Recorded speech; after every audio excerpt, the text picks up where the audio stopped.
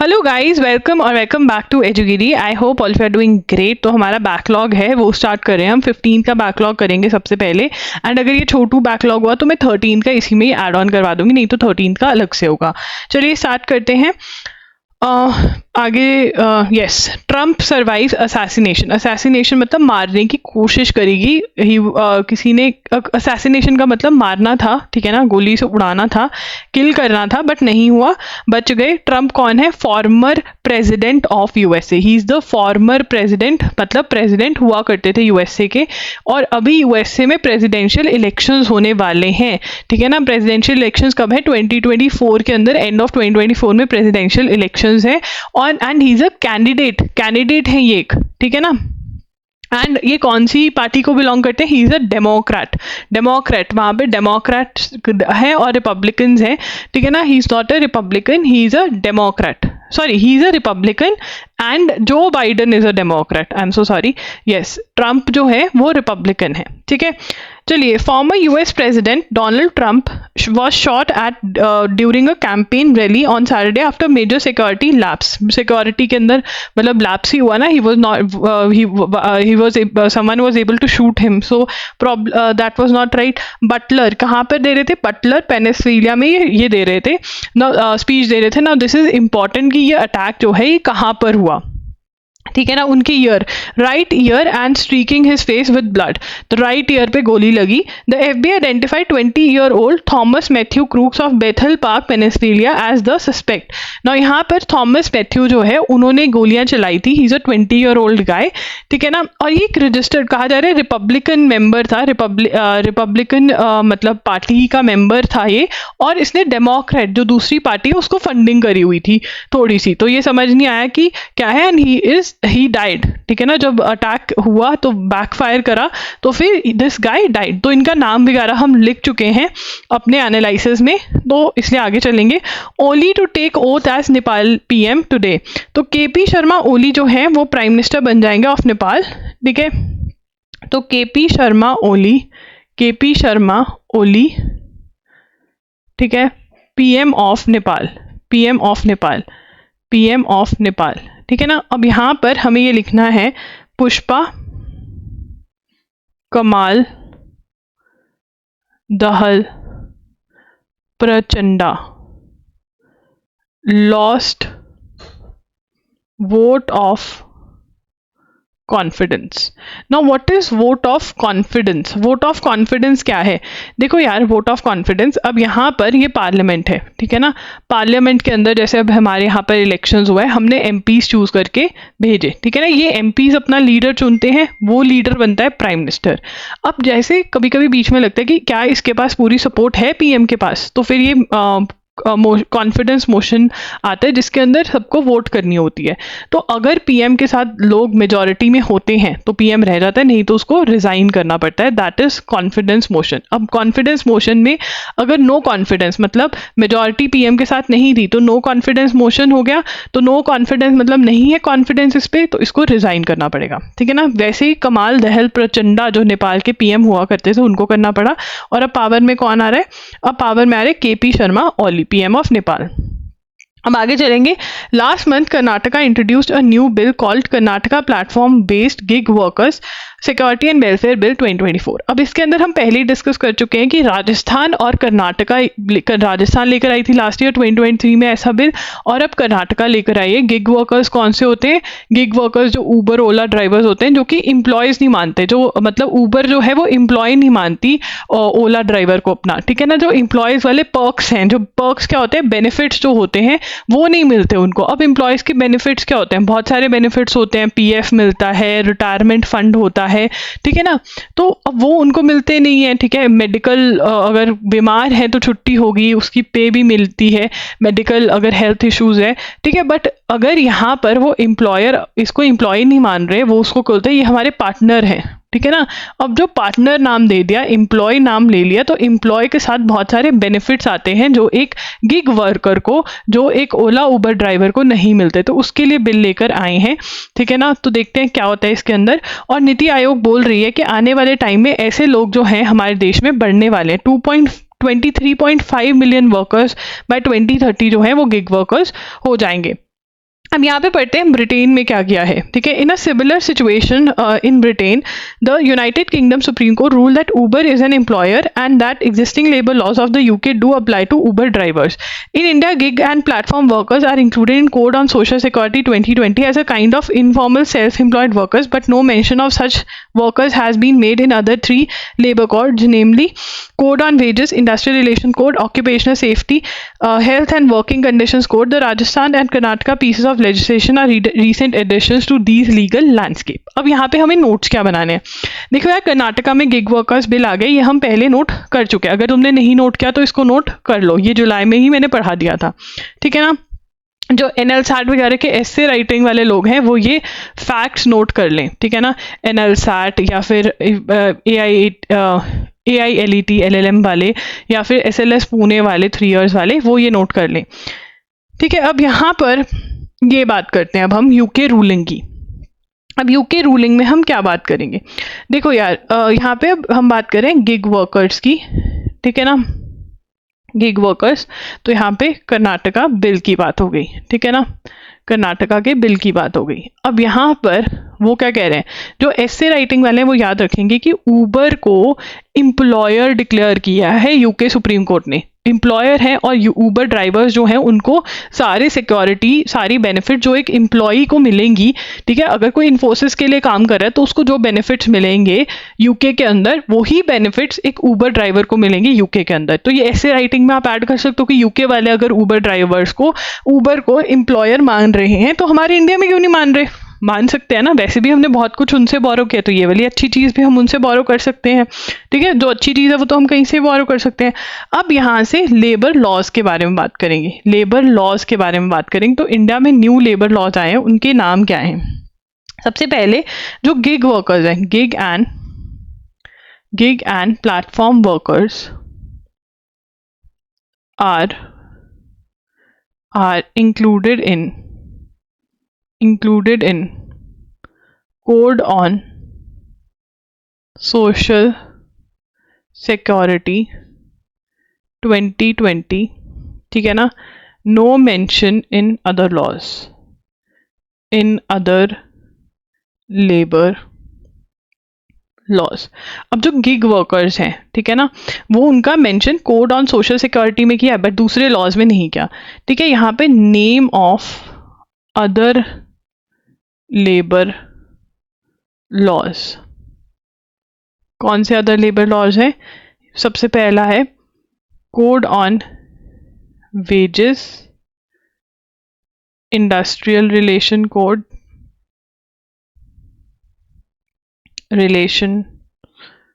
Code, and occupational safety, ठीक है। दूसरा कौन सा है? Health and working conditions code. तो ये जो है लेबर लॉज इंडिया में आए हैं और इनके ऊपर क्वेश्चन आता है कि कौन से लेबर लॉज है, बताओ इनमें से कौन सा इंडिया का लेबर लॉ है, ये बताओ। तो दिस इज इंपॉर्टेंट, ठीक है, दिस इज इंपॉर्टेंट, इसको इंपॉर्टेंट मार्क कर लो। उसके बाद गिग वर्कर्स के ऊपर कौन लॉ लेकर आया है? 2024 में कर्नाटका लेकर आया है, 2023 में राजस्थान इसके ऊपर बात कर रहा था, ठीक है, राजस्थान इस पे बात कर रहा था। अब unprincipled alliances, the adage that there are no permanent enemies. अब यहाँ पे नेपाल की बात हो रही है कि यार पिछले जो अब सपोर्ट दे रहे हैं वो एक दूसरे को पहले नहीं देते थे, एंड उस सब के बारे में बात हो रहा है। इतनी डिटेल में हमको जाने की ज़रूरत नहीं होती है, मोस्टली क्वेश्चन यही बनेगा कि PM ऑफ नेपाल कौन है, प्रेसिडेंट कौन है, जो हमने कर लिया, तो इतनी डिटेल में हमको नहीं जाना है। बट यहाँ पे जो लैंग्वेज यूज़ करी गई है NL-SAT वाले, वो लैंग्वेज देख सकते हैं। The adage that there are no permanent enemies and no permanent friends in politics, ये वाला जो लाइन है ये कहीं पे भी आप ऐसे में घुसा सकते हो, तो ऐसे राइटिंग वाले इसको नोट कर सकते हैं। और बाकी सब एडेज का मतलब क्या होता है? Short statement expressing a general truth, ठीक है। एडेज क्या होता है? Short statement expressing a general truth, ठीक है। अब आगे चलेंगे, product information made mandatory on a bulk package. अब यहाँ पे क्या कह रहे हैं, the department of consumer affairs had decided to amend legal metrology package to commodities rule 2011 to ensure mandatory declaration of all information on pre package commodities use for retail sale. Retail sale क्या है, जो public को cell हो रहा है सामान, ठीक है ना, पब्लिक को सेल हो रहा है रादर देन बिजनेसेस और स्टोर्स, ठीक है। तो उसके ऊपर the decision comes in the wake of information that package commodities above 25 kgs are available for retail sales without mandatory declaration on the packages, ठीक है ना। तो वो कह रहे हैं कि 25 kgs के जो अबव के पैकेजेस होते हैं उनके ऊपर इन्फॉर्मेशन नहीं दी होती, वो इन्फॉर्मेशन देनी पड़ेगी। The centre said on Sunday that the amendment will bring clarity among manufacturers, packers and importers of package commodities of any quantity to make declarations if these are for retail sale. The rules, however, are not applicable to packaged commodities meant for industrial or institutional consumers. तो यहाँ पर जो पैकर है उनको यहाँ पे change लिया जा रहा है। तो यहाँ पर लिखेंगे legal metrology packaged commodities rules 2011, ठीक है ना। Legal metrology package commodities rule 2011 amendment हुई है, चेंज हुआ है। किसने अमेंडमेंट करी है, डिपार्टमेंट ऑफ कंज्यूमर अफेयर्स ने। किसने करी है, डिपार्टमेंट ऑफ कंज्यूमर अफेयर्स ने, ठीक है ना। अब यहाँ पे ये क्या कह रहे हैं कि आपको mandatory declaration of all information on pre-packaged commodities used for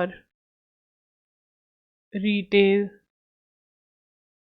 sale. Retail sale के लिए जो यूज हो रहे हैं, रिटेल सेल इज जो नॉट फॉर इंडस्ट्री और बिजनेस, ठीक है ना, जो कंज्यूमर को जा रहा है डायरेक्ट, ठीक है ना। तो उसके ऊपर आपको इंफॉर्मेशन देनी पड़ेगी, ठीक है। तो यहाँ पर 25 अबव 25 kgs के ऊपर decision because packaged commodities above 25 kgs do not provide any information, ठीक है जी। तो यहाँ पर ये हम कर रहे हैं, ओके। तो legal metrology package commodities rules 2011 को अमेंड किया गया है कि प्री पैकेज कमोडिटीज जो हैं उसके ऊपर आपको इंफॉर्मेशन प्रोवाइड करनी पड़ेगी, and information can be somewhat like the legal metrology package commodities rules 2011 mandate declaration of information such as name and address of the manufacturer, packer and importer, country of origin, common or generic name of the commodities, net quantity, year of manufacture, ये सब कुछ जो है उनको mention करना पड़ेगा, ये बोल रहे हैं, ठीक है। तो ये कौन से रूल्स हैं, ये हैं legal metrology package commodities rule 2011 amendment, ठीक है। ये किसने करा है, डिपार्टमेंट ऑफ कंज्यूमर अफेयर्स ने करा है ये, ठीक है। उसके बाद प्री पैकेज जो कमोडिटीज हैं उसके ऊपर आपको जो रिटेल सेल के लिए हैं फॉर इंडस्ट्री और बिजनेस, उसके लिए आपको बताना पड़ेगा, ठीक है, डिटेल्स देनी पड़ेगी। उसके बाद अब ये after army officers death spouse is rightly entitled to pension officials. अब ये बहुत ही ज़्यादा इंस्टाग्राम वाली न्यूज़ टाइप है। Allegations made by parents of late Captain Anshuman Singh against their daughter-in-law Samriti Singh, army sources have clarified the Army Group Insurance Fund. तो वो क्या कह रहे हैं, तो इनके पेरेंट्स ने, इनके हस्बैंड की डेथ हो चुकी है, he was an army officer, ठीक है ना, और हस्बैंड की डेथ के बाद उन्होंने जो वाइफ है उनको चीज़ें मिली, ठीक है ना। अब ये इनके पेरेंट्स ने कहा कि हमें कुछ भी नहीं मिला है, सब कुछ वाइफ ले गई। फिर पता चला कि 1 करोड़ का जो फंड होता है वो स्प्लिट हुआ वाइफ और पेरेंट्स के बीच में, while the pension goes directly to the spouse. जो पेंशन है वो स्पाउस को जाती है, बीवी को जाती है, ठीक है। In addition Uttar Pradesh chief minister Yogi Adityanath announce ₹50 lakh की एड, और उसमें से 35 lakh went to his wife, 15 lakh जो है वो पेरेंट्स को मिला। The officers wife is receiving certain benefits as she was nominated. अब यहाँ पर वो कह रहे हैं कि जब एक ऑफिसर जो है उसको एक राइट होती है कि वो नॉमिनेट कर सकता है, और इसके अंदर जो कैप्टन है, जो कैप्टन अंशुमन सिंह है, उन्होंने किसको नॉमिनेट किया? अपनी वाइफ को नॉमिनेट किया, पेरेंट्स को नहीं नॉमिनेट किया। तो वाइफ को कुछ चीज़ें ज़्यादा मिल रही हैं, वो 50-50 नॉमिनेट भी कर सकते थे, बट उन्होंने वाइफ को नॉमिनेट किया है, तो इसीलिए उनको मिल रही हैं, ठीक है, उनको चीज़ें मिल रही हैं। तो इसके अंदर और इनको कीर्ति चक्र भी मिला है, ठीक है ना, कीर्ति चक्र भी मिला है। तो यहाँ पर हम लिखेंगे, ठीक है, अंशुमन सिंह, कैप्टन अंशुमन सिंह, ठीक है। अब इसके अंदर सबसे पहले हम क्या लिखेंगे? अवॉर्डेड कीर्ति चक्र, ठीक है ना, ये तो हो गया, कीर्ति चक्र मिला इनको, ठीक है ना। Parents said they did not receive anything, कि पेरेंट्स कह रहे हैं कि हमको कुछ नहीं मिला, ठीक है ना। अब यहाँ पर, ठीक है, आर्मी वाले क्या कह रहे हैं कि आर्मी ग्रुप इंश्योरेंस फंड होता है, दैट इज AGIF फंड, ठीक है ना, जो 1 करोड़ रुपीस मिलते हैं उसमें से स्प्लिट होता है पेरेंट्स के बीच में, between wife and split between 1 crore का जो फंड होता है, स्प्लिट होता है between parents and wife, 1 crore rupees का स्प्लिट होता है, ठीक है। उसके बाद नॉमिनी डिसाइड करना होता है, नॉमिनेशन इन्होंने वाइफ को दिया है, ठीक है ना, तो उनको ज़्यादा चीज़ें मिलेंगी क्योंकि वो लड़के ने बोल के गया कि भाई मेरी डेथ के बाद my wife should be given all of this, ठीक है ना। और वो कह रहे हैं कि उनके फादर को भी पेंशन आता है क्योंकि वो भी रिटायर्ड है आर्मी में से, ठीक है ना। तो ये फंड के बारे में हमको पता होना चाहिए। एंड बाहर से सुनने में ये भी आ रहा है कि she was being forced to marry the younger brother of the captain which she doesn't wants to, so parents ने ये इसलिए थोड़ा ड्रामा किया, विच इज़ नॉट राइट, ठीक है। Treasury of Jagannath temple in Puri opened, तो ये हमने पढ़ा था कि पुरी टेम्पल के अंदर जो ट्रेजरी है वो 46 ईयर्स बाद खोली जा रही है ताकि उसकी इन्वेंट्री बन सके। इन्वेंट्री का मतलब क्या होता है कि ये पता चले कि उसमें है क्या क्या, और वो है ना, कोई ऐसा तो नहीं कि पता चला कोई निकाल रहा है उसमें से या कुछ भी, तो ये हम ऑलरेडी चीज़ें नोट कर चुके हैं, ठीक है। तो उसके बाद यहाँ पर कुछ चीज़ें हैं, एक बार और रीडिंग मार लेते हैं। After 46 years of legal battles, controversies and debates, the Ratna Bhandar और sacred treasury of Sri Jagannath Temple in Puri was opened. तो यहाँ पे लिख लेते हैं, ठीक है ना, Jagannath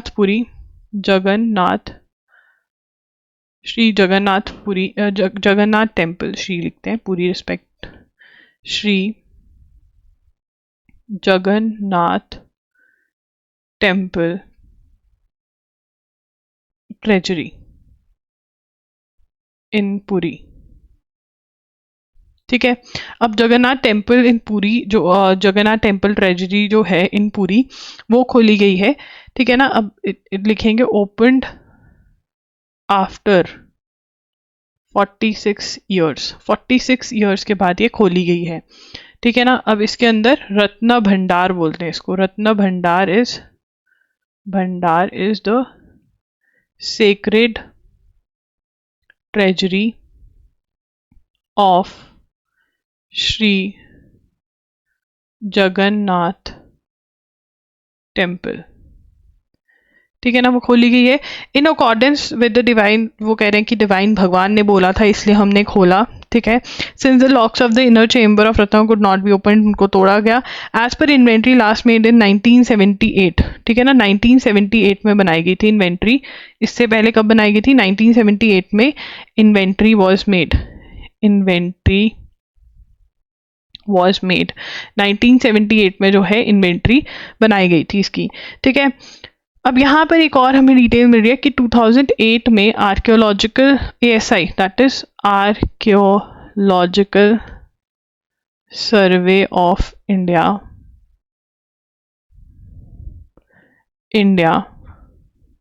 following instructions from Odisha High Court performed structural inspection of Ratna भंडार।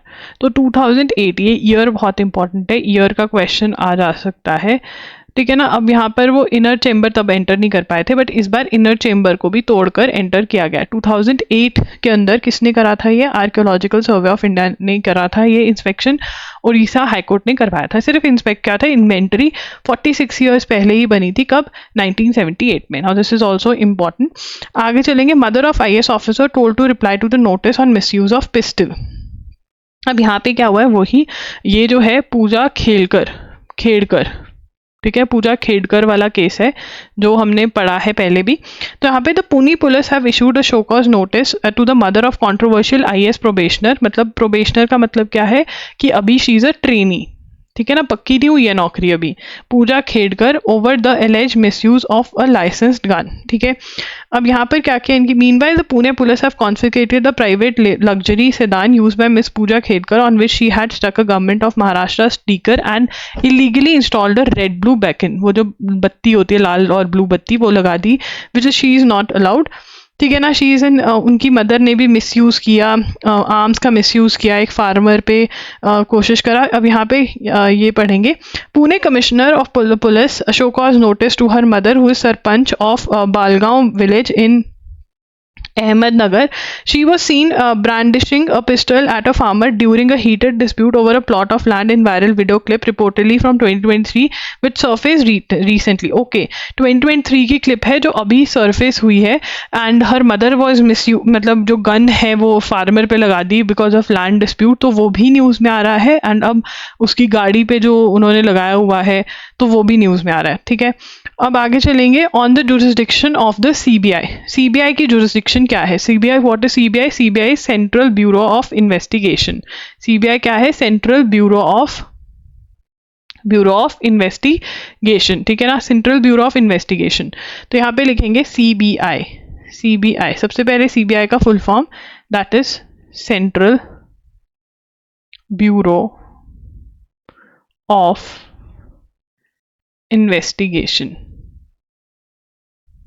ठीक है, central bureau of the Supreme Court on July 10 upheld the maintainability of West Bengal government suit accusing the union government of constitutional overreach by employing the Central Bureau of Investigation to register and investigate cases। अब यहाँ पे क्या बता रहे हैं वो तो समझ लेते हैं। तो वेस्ट बंगाल के अंदर क्या हुआ, CBI गई और CBI ने अपना जो एक्शन लेना था, इन्वेस्टिगेशन करनी थी, वो करनी स्टार्ट कर दी। तो CBI ऐसे कर सकती है, CBI ऐसे तब कर सकती है अगर उसको जनरल कंसेंट दिया हो स्टेट ने, ठीक है। बहुत सारे जनरल कंसेंट दिया हो तो CBI जो है वो बहुत सारे केसेस में बिना स्टेट के परमिशन के एक्शन ले सकती है क्योंकि उनको जनरल कंसेंट मिला हुआ है। बट अगर जनरल कंसेंट नहीं दिया हुआ तो क्या करेंगे? जनरल कंसेंट अगर नहीं दिया हुआ तो यहाँ पे जनरल कंसेंट नहीं मिला हुआ है तो आपको कंसेंट लेना पड़ेगा स्टेट से CBI को। अगर नहीं लेता है तो गलत है। अब वेस्ट बंगाल में इन्होंने डायरेक्ट ले लिया एक्शन CBI वालों ने। वेस्ट बंगाल सुप्रीम कोर्ट के पास गया, सुप्रीम कोर्ट कहता बिल्कुल सही बात है यार, ये तो गलत कर दिया इन्होंने। तो इसी पे बात चल रही है। अब ये रीडिंग करेंगे, एक जल्दी से आओ रीडिंग मार लेते हैं। अब यहाँ पर अब रीडिंग दोबारा से करते हैं एक बार। The Supreme Court on July 10 upheld the maintainability of West Bengal's government suit। Maintainability की, हाँ भाई कुछ तो है, गलत तो है। सेंट्रल ब्यूरो ऑफ इन्वेस्टिगेशन अपना कॉन्स्टिट्यूशनल ओवररीच, अपनी पावर्स का गलत इस्तेमाल कर रहा है but to register investigate cases in state despite withdrawal of general consent. की जनरल कंसेंट वेस्ट बंगाल ने नहीं दिया हुआ तब भी CBI एक्शन ले रहा है, ये गलत है। सेंटर्स अभी इसके ऊपर केस सुनेंगे पूरा कि क्या है क्या नहीं। अब सेंट्रल प्रीलिमिनरी ऑब्जेक्शंस, मतलब स्टार्टिंग वाले ऑब्जेक्शंस में, फर्स्ट ऑब्जेक्शंस में बोला सेंट्रल गवर्नमेंट ने centres preliminary objection that it was wrongly made a defendant in the suit. अब यहाँ पर उनका सेंट्रल गवर्नमेंट कहती है हमारा तो कुछ लेना देना ही नहीं है CBI से। सेंट्रल गवर्नमेंट क्या कह रही है कि हमारा CBI से कुछ लेना देना ही नहीं है, ठीक है ना। तो इस पे सुप्रीम कोर्ट कहता है ये गलत है, ऐसा कुछ भी नहीं है। CBI का made a defendant in the suit as it did not control CBI। Central government का कह रहा है कि हम नहीं कंट्रोल करते CBI को, which was an independent agency. CBI एक इंडिपेंडेंट एजेंसी है pursuing various provisions of Delhi special police establishment act. तो यहाँ पर उन्होंने कहा कि Delhi special police establishment act जिससे कि पावर्स मिलती है under which CBI functions, the bench concluded the very establishment exercise of powers extension of jurisdiction the superintendence of DSPE Act all vest with the government of India. वो कह रहे हैं कि DSPE जिससे कि पता चलता है फंक्शंस क्या है, CBI के पावर्स क्या है, तो गवर्नमेंट ऑफ इंडिया ही उसके अंदर जो है वो मेन है। तो yes, government of India is answerable for what CBI does, ये सुप्रीम कोर्ट ने बोला। Accordingly the Supreme Court rule that suit discloses a valid cause of action and must be heard on merits. On merits मतलब, तो यहाँ पर on merits का मतलब हम बेसिक लैंग्वेज में ये समझ सकते हैं कि इन डिटेल हम सुनेंगे, जो भी रीजंस हैं, जो कहने के हैं, वो सब कुछ हम डिटेल में सुनेंगे केस को, ठीक है, ये सुप्रीम कोर्ट ने बोला है। Under section 6 of DSPE act the CBI is required to obtain consent from the concern state government before initiating an investigation within its jurisdiction. ठीक है, जो स्टेट की जुरिसडिक्शन में अगर आप जाकर के इन्वेस्ट करना चाहते हो, जो टेरिटोरियल रूल जहाँ पर स्टेट का है, या जो इश्यूज, जो सब्जेक्ट स्टेट के अंदर आते हैं, अगर आपको वहां पर जाकर के एक्शन लेना है तो CBI को कंसेंट ऑफ द स्टेट लेना पड़ेगा। ठीक है, the permission is crucial since police and public order are subjects that fall within the state list. Police और पब्लिक ऑर्डर जो है वो कौन सी लिस्ट में आते हैं? स्टेट लिस्ट में आते हैं। Under the 7th schedule of the constitution हमें पता होना चाहिए कि जो सब्जेक्ट्स हैं इंडिया के अंदर, सब्जेक्ट को 3 में डिवाइड किया हुआ है, union list, state list and concurrent list. ठीक है ना, 3 में डिवाइड किया हुआ है इनको। ठीक है, अब जो यूनियन लिस्ट के अंदर सब्जेक्ट्स हैं वो सिर्फ सेंट्रल गवर्नमेंट उसके ऊपर लॉज बना सकती है, जो स्टेट लिस्ट के अंदर है वो स्टेट बना सकती है। कॉन्करेंट लिस्ट में जो आते हैं उसके ऊपर स्टेट और सेंट्रल गवर्नमेंट दोनों लॉज बना सकते हैं। ठीक है ना, तो ये सब्जेक्ट्स डिवाइडेड हैं। वैसे ही जो स्टेट सब्जेक्ट के अंदर आते हैं वो पुलिस और पब्लिक ऑर्डर स्टेट सब्जेक्ट हैं, तो अगर वो पब्लिक ऑर्डर में घुस रहे हैं CBI वाले तो उनको स्टेट की परमिशन लेनी पड़ेगी। However no prior consent is necessary in union territories और रेलवे एरियाज। जो रेलवे एरियाज और यूटीज के अंदर और रेलवे एरियाज में नहीं required. General consent is given by states to facilitate agency seamless investigation into corruption charges against central government employees in the territories. However since 2015 several states have not given that general consent। मतलब जो non BJP states है उन्होंने consent withdraw किया हुआ है। ठीक है, तो अब यहाँ पर ये कह रहे हैं कि सेंटर जो है, जो सेंट्रल गवर्नमेंट है जिसके अंदर CBI आता है, वो सेंट्रल गवर्नमेंट इसका मिसयूज कर रही है, किसका? CBI का। ये केस है, तो अब यहाँ पे सुप्रीम कोर्ट ने कह दिया कि यस हम ये केस सुनेंगे। ठीक है ना, तो यहाँ पे लिखेंगे supreme court to said CBI West Bengal consent issue maintainable मतलब कि हाँ इसमें कुछ इशू है, इसको हम सुनेंगे, इस पे हम सुनवाई करेंगे। ठीक है ना, ये कहने का मतलब होता है। तो अब इसके अंदर हम पहले इशू लिख लेते हैं। इशू क्या है? सबसे पहले जो इशू है, एक मिनट ये रिमूव कर दूं मैं। हाँ, सबसे पहले इशू क्या है? इशू क्या है? Number 1, CBI took action in West Bengal without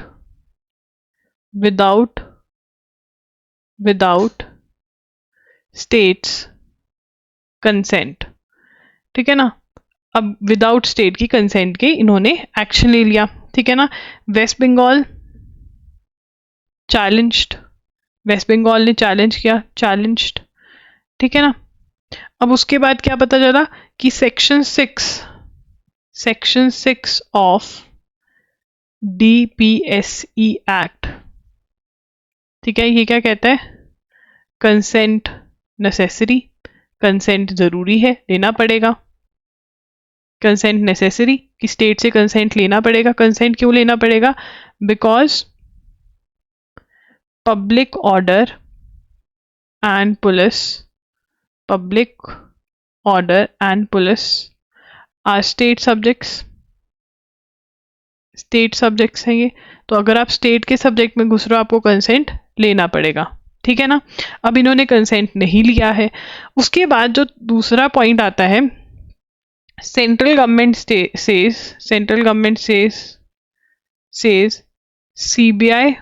CBI not under their control. वो कह रहे हैं कि सेंट्रल गवर्नमेंट कह रही है कि not under their control, so should not be made a part of the case, so should not be made part of the case. अब यहाँ पे सेंट्रल गवर्नमेंट कह रही है कि हमको इस केस का पार्ट क्यों बना रहे हो, सीबीआई तो हमारे अंडर आती ही नहीं है, सीबीआई इंडिपेंडेंट बॉडी है। उसको सुप्रीम कोर्ट ने क्या कहा, सुप्रीम कोर्ट ने कहा under Delhi special police establishment act 1946 under which CBI functions